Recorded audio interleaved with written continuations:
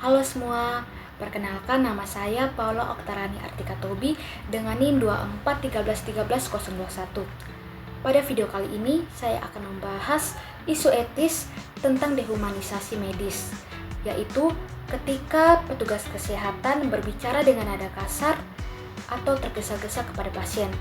Saya memilih isu ini karena menurut saya, isu ini tuh paling sering terjadi dan biasa dianggap sebagai hal yang biasa, tetapi dapat menyebabkan tingkat kepercayaan pasien terhadap pelayanan kesehatan akan semakin menurun. Untuk penjelasan lebih lanjut, saya akan membahasnya di slide yang pertama. Dehumanisasi terjadi ketika pasien merasa diperlakukan seperti objek, bukan sebagai manusia yang membutuhkan perhatian, empati, dan rasa aman. Misalnya, ketika tenaga kesehatan berbicara dengan nada ketus, terburu-buru, atau lebih fokus pada monitor dan alat medis daripada mendengarkan pasien. Fenomena ini semakin sering muncul di era teknologi modern. Alat-alat medis canggih memang membantu mempermudah pekerjaan tenaga kesehatan, mempercepat diagnosis, dan memantau kondisi pasien secara lebih akurat. Namun, fokus yang terlalu banyak pada perangkat ini kadang membuat interaksi manusiawi dengan pasien menjadi berkurang. Tenaga kesehatan bisa tidak sadar bahwa pasien membutuhkan sentuhan, komunikasi, dan perhatian emosional. Dalam dunia elektromedis, alat-alat seperti monitor, ventilator, atau infusion pump sangat berguna untuk mendukung pelayanan. Tetapi, jika penggunaannya tidak seimbang dengan interaksi manusia, pasien bisa merasa diabaikan, cemas, atau tidak dihargai. Hal ini dapat menurunkan rasa aman dan kepercayaan pasien terhadap tenaga kesehatan, bahkan tidak mempengaruhi kepatuhan mereka terhadap perawat. Oleh karena itu, meskipun teknologi mempermudah tugas medis, empati dan komunikasi tetap harus dijaga agar pasien merasa diperhatikan, dihargai, dan nyaman selama menjalani perawatan. Untuk memberikan gambaran, saya menggunakan contoh kasus realistis yang sering terjadi di rumah sakit. Misalnya seorang pasien rawat inap merasa sesak dan meminta bantuan. Seorang perawat datang, namun sambil terus melihat monitor dan berkata dengan nada ketus. Dalam situasi ini, pasien merasa tidak didengarkan dan mengira kondisinya tidak dianggap penting. Keluarga pasien yang berada di dekatnya pun melihat kejadian tersebut dan merasakan kecewa campur marah karena mereka berharap pasien mendapatkan perhatian yang penuh dan cepat. Dari kejadian seperti ini muncul beberapa resiko. Pasien bisa menjadi enggan melapor jika gejalanya memburuk. Keluarga pasien kehilangan kepercayaan terhadap layanan rumah sakit dan mungkin mulai mempertanyakan kompetensi tenaga kesehatan. Hal ini juga bisa membuka konflik antara keluarga dan tenaga medis. Padahal, alat elektromedis seperti monitor memang penting untuk menunjukkan data dan membantu perawatan. Tetapi data saja tidak cukup.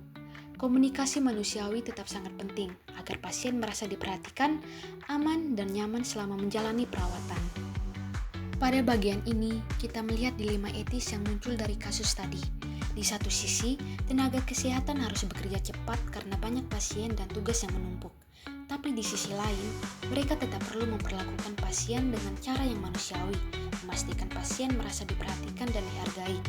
Tanggung jawab dalam hal ini tidak hanya pada perawat yang langsung berinteraksi dengan pasien.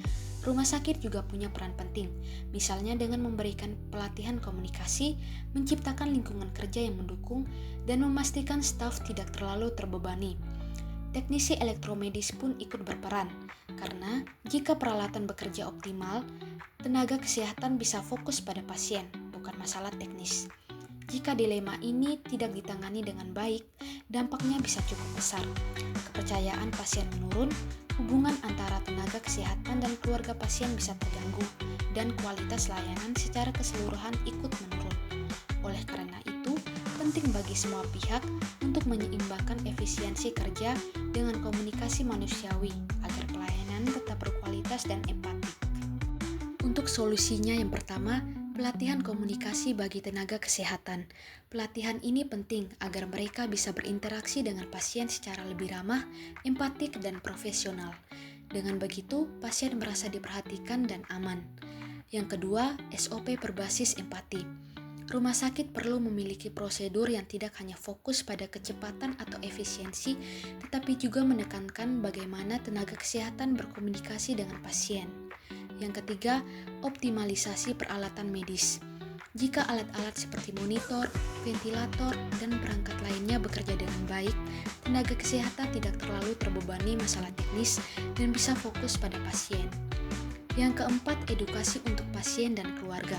Memberikan pemahaman tentang prosedur dan penggunaan alat membuat komunikasi lebih lancar, pasien merasa aman, dan keluarga bisa lebih tenang.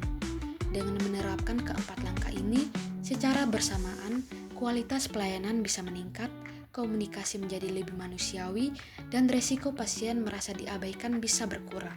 Sebagai penutup, pelayanan kesehatan bukan hanya soal alat atau prosedur, tetapi juga tentang memperlakukan pasien dengan empati dan rasa hormat.